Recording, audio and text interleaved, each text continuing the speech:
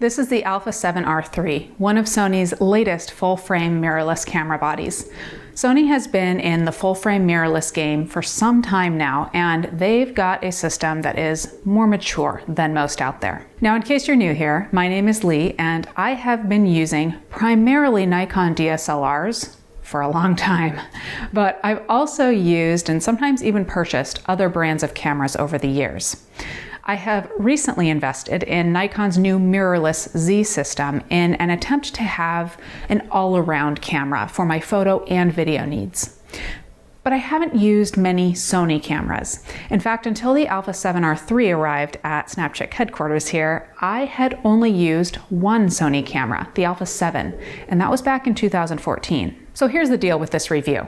I am going to share lots of photos. I'm going to share a bit about my expectations prior to using the a7R III and how they changed or didn't change in the month that I had the camera. And I'll let you know where I think this camera really excels and why it might be or not be for you. Now, I won't be going through all of the specifications in this review. I will put a link to the body down in the description below so that you can learn about the specifications that are important to you. I will touch on as much as I can in this video though. Before I get started, I should tell you that Sony loaned this kit to me. However, they are not paying me anything. They did not request any sort of endorsement or review. They simply said, hey, we've seen your work. We would love for you to try out the latest that Sony has to offer. What would you like to try? I mean, I would have been crazy to say no. If I hadn't liked the gear, I could have simply sent it back and said, thanks, no thanks, it's not for me. No video, no harm, no foul. So I dove into the Sony Gear for that month, the a7R III, the 24-70mm f2.8 G Master, the 70-200 f2.8 G Master, and the not quite released 24mm f1.4 G Master. I rarely used anything else during that month. I filmed my videos with the Sony. I took well over 1,000 photos with it.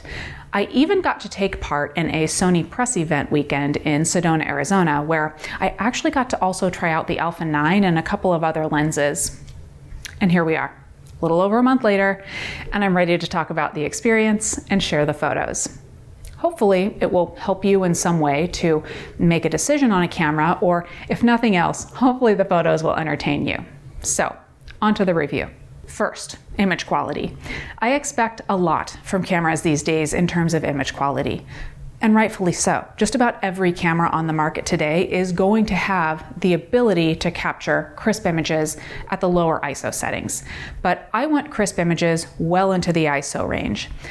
I know that cameras can do it these days, so I have no patience for anything less. The a7R III is up to the challenge. It has a native ISO range of 100 to 32,000. Image quality is stellar on this thing. Plus, at 14-bit RAW files and with a 42 megapixel sensor, you can pull loads of dynamic range out of the images in post-processing or crop to your heart's content. The lenses are also stellar and contribute to overall image quality. Sony definitely prides itself on these G Master lenses being very sharp with beautiful bokeh. They definitely stand up to the high resolution sensor of the a7R III. Now, related to capturing crisp photos, let's discuss autofocus, because low noise isn't gonna help anybody if your image isn't in focus, right? There are a few things that I wanna discuss here. General autofocus performance, and also focus tracking, and then face detect and eye detect along with that. Beginning with general focus speed and accuracy. When I first started using the a7R III, I noticed an extra motion the motor makes. It appears to focus just beyond the subject and then backs in to obtain final focus. It always nailed focus though, every time. I wasn't sure though if that little bit of extra focus movement was an issue, so I spoke to a Sony expert about it, and he said that the camera has two types of autofocus. It has phase detect autofocus and contrast detect autofocus. So it uses one to get that near perfect focus very quickly, and the other to fine tune. The point is to get precise focus every single time. And it's something that happens very quickly, and the fact that the camera gets autofocus every time and very rarely hunts for focus made me stop even noticing the extra movement. Moving on to autofocus tracking. Here's the thing with autofocus tracking. I almost never use it during still photography, more out of habit than anything else. But I make videos of myself for this channel, so having quick and accurate, continuous autofocus during filming with reliable face detection has become a must for me. I shot with manual focus on my DSLRs for years, and I am desperate for an easier way of doing things. The A7R III performs incredibly well here. I filmed videos of myself in the studio and in the field. I used Raymond on his bike as a test subject for still photos. I even tried tracking with some birds. I was also blown away by the eye detection. I even tried to trick it, and I couldn't fool it. Now, I should say here that, of course, the autofocus tracking isn't autonomous. You do need to know your autofocus modes and when to use each. I was in a couple of situations where I thought the tracking was failing, but later realized that I should have been using a different option. And when I consider autofocus speed, lack of noise during autofocus with a multitude of lenses, and consistent accuracy, this is the best overall autofocus tracking that I have seen on a mirrorless camera. As a side note, Sony has talked about eye detect for animals being a feature that they're working on for the future, which is so interesting to me. I think that they are really pushing the boundaries of these smart features. And I found myself actually taking advantage of tracking and locking onto subjects in situations like this one, where I was in a moving hot air balloon and the other balloon was moving too. I wouldn't have even considered it before because I haven't really experienced a camera that could do it well. Now, when it comes to recording images, the camera has 2 SD card slots. Dual slots can be important to those photographers that like to shoot backup, where the camera writes images to both cards at the same time. The purpose is to prevent you from losing any work if one of the cards fails. Now, I only had 1 card in the camera, but let me tell you about the mistake that I made. I used a slightly older memory card. I mistakenly grabbed it instead of one of my newer ones. As a result, I found that the camera took a long time to clear the buffer before I could make settings changes. Luckily, I had that support from Sony, and when they realized that I was struggling, they knew the problem right away. It was definitely a reminder to me to be careful, because these cameras we have these days, they're powerful tools, and I need to use accessories that can match the performance of the body.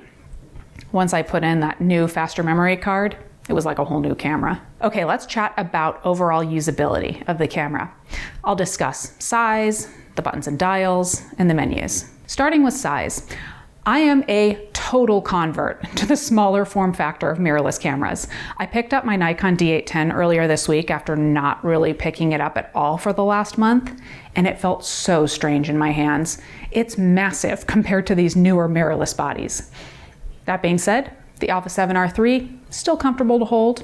It balances with its lens as well too. Moving on to the controls, the buttons and dials, and the menus. So backing up a bit to using that Alpha 7 back in 2014, I said at the time that regardless of image quality, I didn't really enjoy using the camera because it felt like a computer.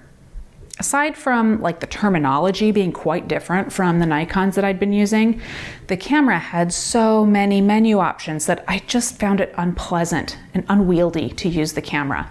It was work to find anything because there were so many things to scroll through. Now, in 2018, when I was about to use the A7R III, I was concerned I'd feel the same way.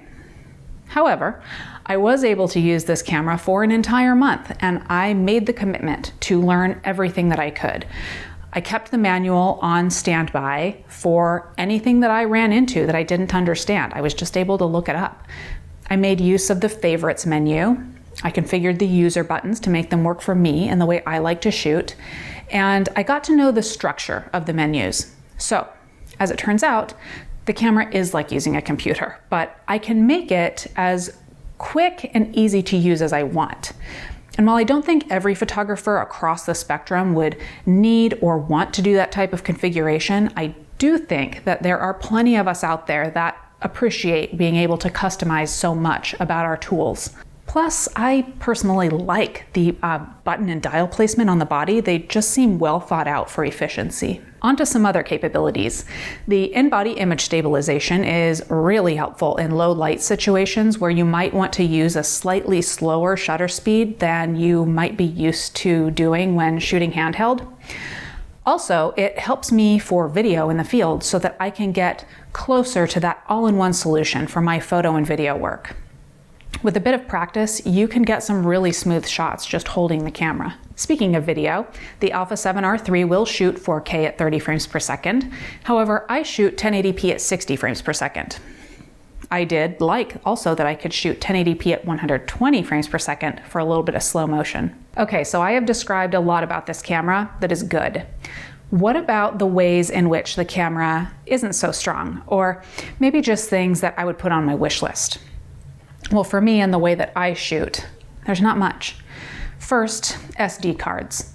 Having used XQD cards, I do know that XQD is faster to transfer.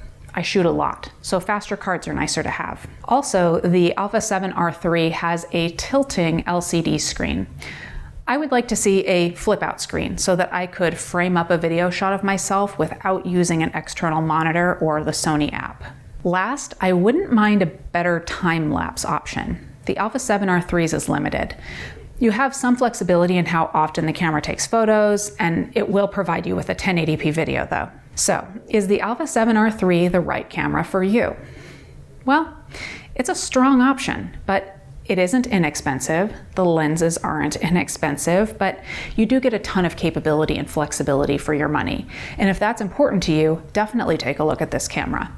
On the other hand, if you don't really need a ton of flexibility, if you don't really want to bother learning the deep menu system, this might not be the right choice for you. Do you need this camera to take good photos? No. But again, it's very flexible. It is a quality system that is only getting better.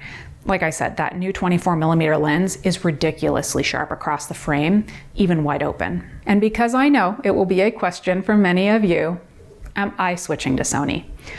And that is a fair question. Because of what I do here on my channel, I try to use different brands so that I can not only show different things in videos, but also so that I can answer your questions that come in every day on specific capabilities of cameras, on comparing cameras to decide what to purchase. So I wouldn't say that I would only use Sony forever and ever. That being said, if money were no object, I would load up on Sony Gear, probably including a Nikon lens adapter, and go forth. I think it would be a great workhorse for me. Now let me be clear. I'm not saying that any of the other cameras or brands out there aren't good, but I do think that the current generation of Sony full frame bodies have the all-around capabilities for photo and video, and the somewhat extreme flexibility that would make my job easier. Here's the thing. While manufacturers like Nikon and Canon were perfecting the DSLR, Sony was advancing mirrorless. Other manufacturers certainly have good mirrorless cameras, but Sony has looked at all aspects and moved them forward consistently. They have a more mature system. They have several bodies available, and there are a whole slew of lenses that work natively with the bodies. You have options. So that's it, everyone. Let me know if you have any questions, and thank you for watching.